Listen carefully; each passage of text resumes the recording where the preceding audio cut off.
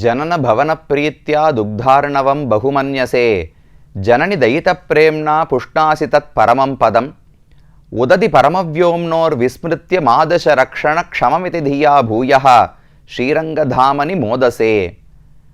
பிராட்டி ஸ்ரீ மகாலட்சுமி தாயார் பிறந்த இடம் சமுத்திரம், பார்க்கடல். அவள் கல்யாணம் செய்து கொண்டு புகுந்த வீடு வைகுந்தம்.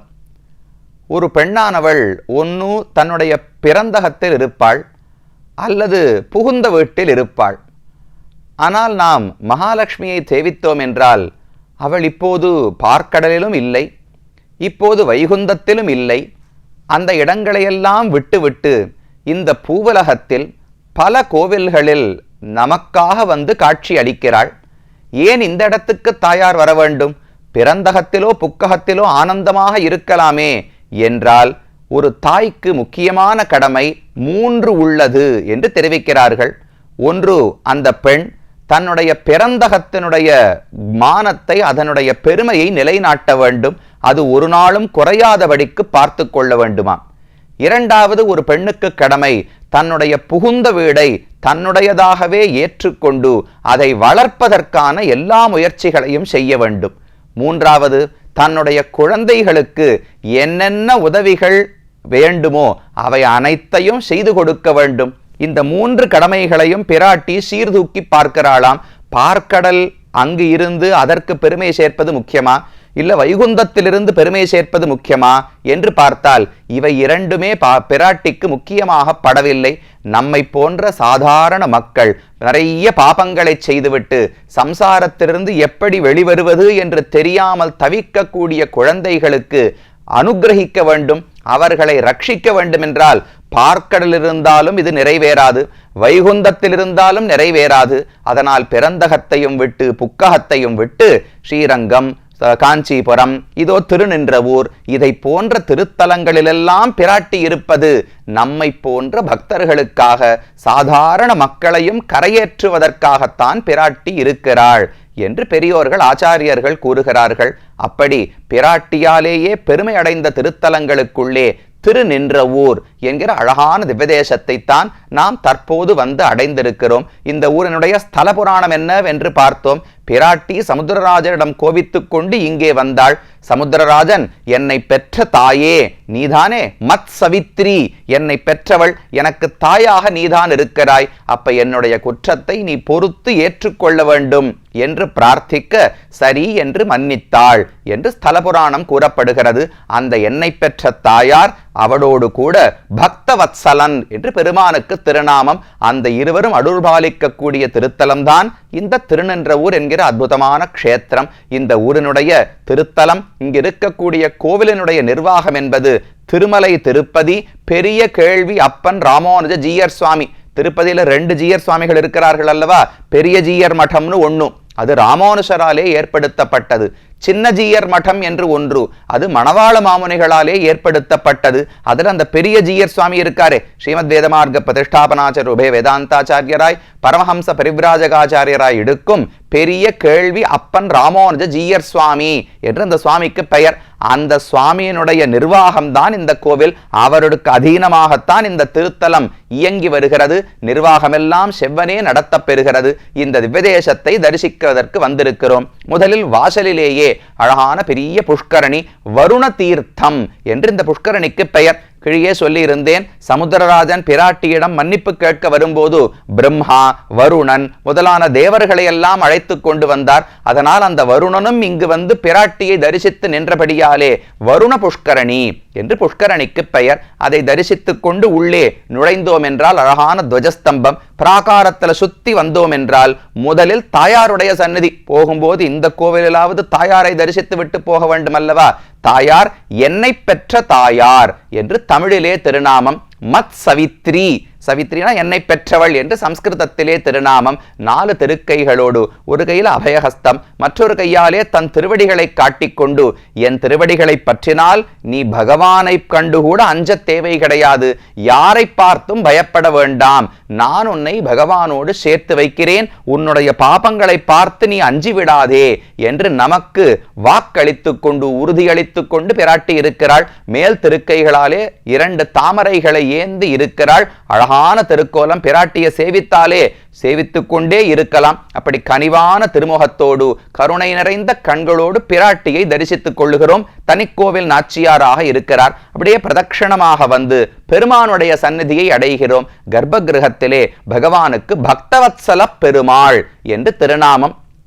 சம்ஸ்கிருதத்தில் பக்தவத்சலன் என்று பெயர். தமிழிலே பத்தராவி பெருமாள் என்று அழைக்கப்படுகிறார். நின்ற திருக்கோலத்தில் கிழக்கு நோக்கி பகவான் நின்று கொண்டிருக்கிறார். 4 திருக்கைகள், அபயஹஸ்தம், கதாஹஸ்தம், சங்க சக்கரங்கள் என்று 4 திருக்கைகளோடு ஸ்ரீதேவி பூதேவி நாச்சிமார்கள், மூலவருக்கே பக்கத்தில் ஸ்ரீதேவி பூதேவி நாச்சிமார்கள் உண்டு. அனைவருமே நின்ற திருக்கோலத்தில் அழகான வடிவத்தில் காட்சி கொடுக்கிறார்கள். அவருக்கு பக்த வத்சலன் என்று திருநாமம் அல்லவா? வாத்சல்யம் என்று ஒரு பண்பு. வத்சலன் அப்படின்னா வாத்சல்யத்தை உடையவர் என்று பொருள். அது என்ன வாத்சல்யம் அப்படின்னா அந்த சொல்லுக்கு பொருள் என்னன்னு தெரிந்து கொள்ள வேண்டும் அல்லவா? வத்ச அப்படின்னா கன்றுக்குட்டி என்று பொருள். ஒரு தாய் பசு தன்னுடைய கன்றுக்குட்டியினிடத்தில் எந்த ஒரு குணத்தை காட்டுமோ அதற்கு வாத்சல்யம் என்று பெயர் சொல்லுவார்கள். என்ன குணத்தை காட்டும் என்றால், ஒரு பசுமாடு அன்றைக்குத்தான் புதுசா ஒரு கண்ணுக்குட்டியை பிரசவித்திருக்கிறது, எடுத்திருக்கிறதுன்னு வச்சுக்கோங்களேன். அந்த கண்ணுக்குட்டியினுடைய உடம்பு முழுக்க நிறைய ரத்தம், மாம்சம், ஷீழ் இதெல்லாம் ஒட்டி கொண்டிருக்கும் அல்லவா? அதை பார்த்தாலே நமக்கு சில சமயத்தில் அருவருப்பா இருக்கும். ஐயோ, உள்ள என்னென்னலாம் இருக்கோ. இந்த உடம்பு என்பதே உள்ளுக்குள்ள இருப்பதெல்லாம் கண்ணுல படாத வரைக்கும் ரொம்ப நன்னா இருக்கும். வெளியில பார்த்தா சுவாமி தோல்லாம் நன்னா இருக்கு, மெத்துன்னு இருக்கு, இதுக்கு என்னென்னமோ பூசிக்கிறேன், பவுடர் போட்டுக்கிறேன், அது போட்டுக்கிறேன், சன்ஸ்கிரீன் போட்டுக்கிறேன், எல்லாம் பண்ணி உடம்ப நன்னா வச்சுட்டு இருக்கிற வரைக்கும் நன்னா இருக்கும். உள்ள இருக்கிறது மட்டும் வெளியில கண்ணுக்கு தெரிய ஆரம்பிச்சுன்னு வச்சுக்கோ, நமக்கே அருவருப்பா இருக்கும். ஐயோ, இந்த உடம்புக்குள்ளேயா நான் வாழ்ந்து கொண்டிருக்கிறேன் என்று தோன்றி போய்விடும். அப்படி அழுக்கான இந்த உடல். ஒரு பசுமாட்டுக்கு கண்ணுக்குட்டி பிறக்கிறது. யாரான வந்து அந்த கண்ணுக்குட்டியை குளிப்பாட்டி விடுவார்களான்னு அதற்கு தொடைத்து விட்டு தூய்மையாக ஒரு மனுஷனுக்கு குழந்தை பிறந்ததுன்னா உடனே அந்த யாரு மருத்துவர் இருக்காரோ எடுத்துட்டு போறா, குளிப்பாட்டி விட்டு ஒரு துணியில சுத்தி குழந்தையை கொடுத்துடுறா. கண்ணுக்குட்டிக்கு யாரு செய்வது? அந்த தாயே தன்னுடைய நாக்கால நக்கி நக்கி அந்த கன்றினுடைய உடம்பை சுத்தம் செய்யும். நமக்கு தோணும், அது அழுக்காயிற்றே, அது ரத்தமாயிற்றே, இதெல்லாம் போய் வாய் வைக்க முடியுமா? அதை எப்படி அந்த கண்ணுக்குட்டியினுடைய அழுக்கை இந்த பசு நக்குகிறதுன்னு கேட்டால் அதை அழுக்காகவே கருதுவது கிடையாது பசுமாடு. தன் கன்றினிடத்தில் இருக்கிற அதிகமான ஆசையினாலே அந்த கன்றினுடைய உடம்பில் அழுக்கு இருந்தால் கூட அது கூட அந்த கன்றுக்குட்டின் ஒரு பகுதி. என் குழந்தையினுடைய உடல் அழுக்கு என்று அதை நாக்கால நக்கி நக்கி சுத்தம் செய்கிறது இல்லையோ. எற்றே தன் கண்ணின் உடம்பின் வழுவன்னோ காதலிப்பது அன்றதனை ஈன்றுகந்த என்று பெரியோர்கள் தெரிவிக்கிறார்கள். அன்னைக்கு பிறந்த கன்றுக்குட்டியினுடைய உடம்ப அழுக்கை கூட தனக்கு பிடித்தமானதாகத்தானே பசுமாடு கருதுகிறது. அதை போல பகவானுக்கும் குணம் உண்டு. தன்னுடைய பக்தர்களிடத்தில் அழுக்கு என்ன இருக்கு? நாம அனாதி காலமாக சேர்த்து வைத்த பாபங்கள். பகவான் நம்மை ஏற்றுக்கொள்ளும் பொழுது நாம போய் சரணாகதி செய்கிறோம். நாம் செய்த பாபங்களோடு நம்மை ஏற்றுக்கொள்ளுகிறார். கன்றுக்குட்டி பிறந்தவுடனே நீ போய் குளித்து விட்டு வா, நான் உனக்கு பால் கொடுக்கிறேன்னா பசுமாடு சொல்ல போறது? கண்ணுக்குட்டி வந்து பாலை குடிக்க ஆரம்பிச்சிடும். அது குடித்து கொண்டே இருக்கும்போது நக்கி நக்கி அதோடைய உடலை சுத்தம் செய்கிறது அல்லவா?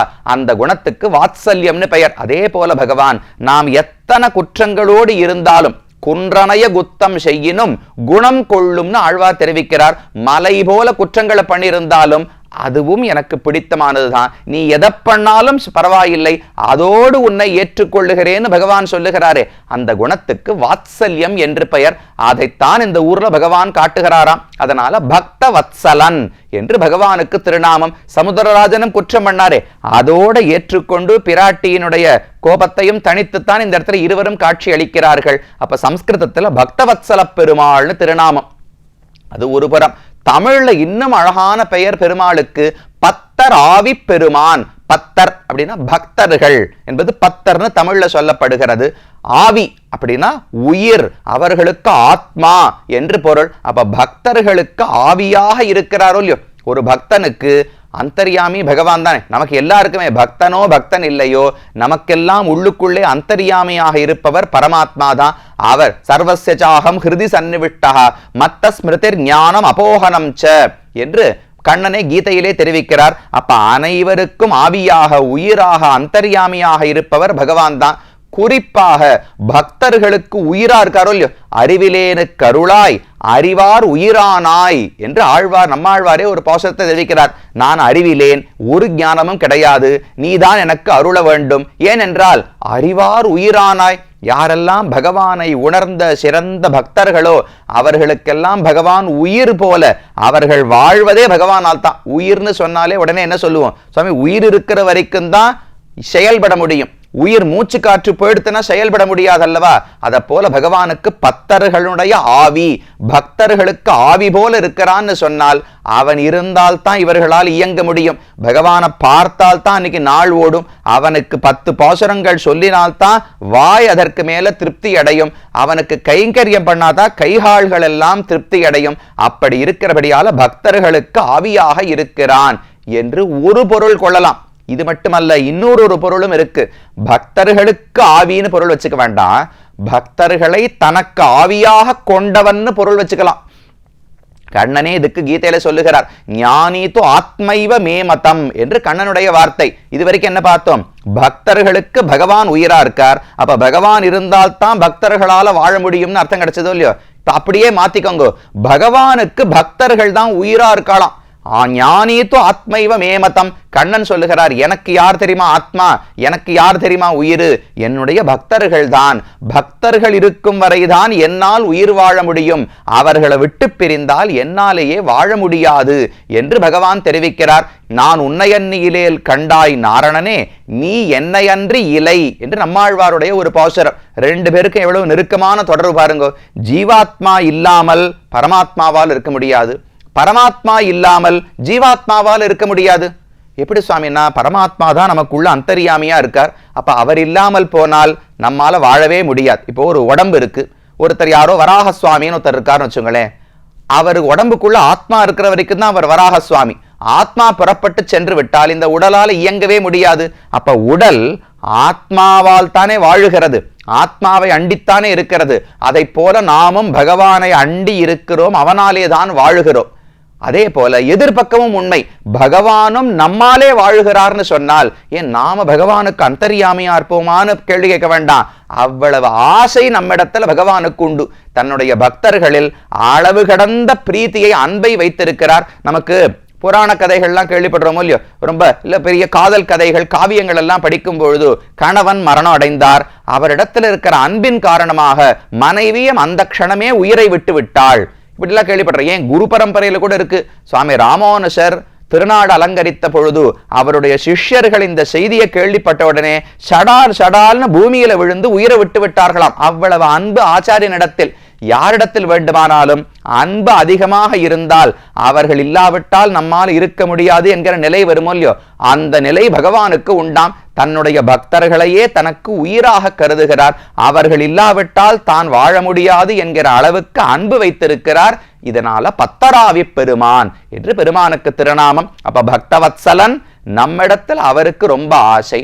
பக்தர் ஆவி, அவருக்கும் நமக்கும் இருவருக்கும் ஒருவருக்கு மேல் ஒருவர் ஆசை என்று பகவான் இந்த ஊரிலே காட்டி கொடுக்கிறார். இவர் மூலமூர்த்தி, உற்சவமூர்த்தி பத்தராவி பெருமான். அதே போல அபயஹஸ்தம், கதாஹஸ்தம், சங்க சக்கரங்களோடு ரொம்ப அழகான திருமேனியோடு காட்சி அளிக்கிறார். இவர்களெல்லாம் இருப்பது ஸ்ரீனிவாச விமானம்னு ஊர் விமானத்துக்கு பெயர். திரு நின்ற ஊர் தானே, திருனா ஸ்ரீ, நிவாசம்னா நின்ற ஊர். அப்ப ஸ்ரீனிவாசம் திருநின்ற ஊர் என்று இந்த ஊருக்கே பெயர் ஏற்பட்டுள்ளது. விமானத்துக்கும் பெயர். ஒருவேளை அதனால தானே என்னமோ திருமலை ஜீயர் சுவாமிக்கு இந்த ஊருக்கு சம்பந்தம் இருக்கு. அதுவும் திருமலை, அதுவும் பிராட்டி இருக்கக்கூடிய ஊர் ஸ்ரீனிவாச பெருமான். இங்க ஸ்ரீனிவாசம் தான் ஊருக்கே பெயராக இருக்கிறது. அப்படி பக்தவத்சல பெருமாளும் என்னை பெற்ற தாயான பிராட்டியும் இங்கு காட்சி அளிக்கிறார்கள். இன்னொரு முக்கியமான சன்னதி இந்த ஊரிலே நாம் தரிசிக்க வேண்டும். அடுத்த பகுதியிலே பார்ப்போம்.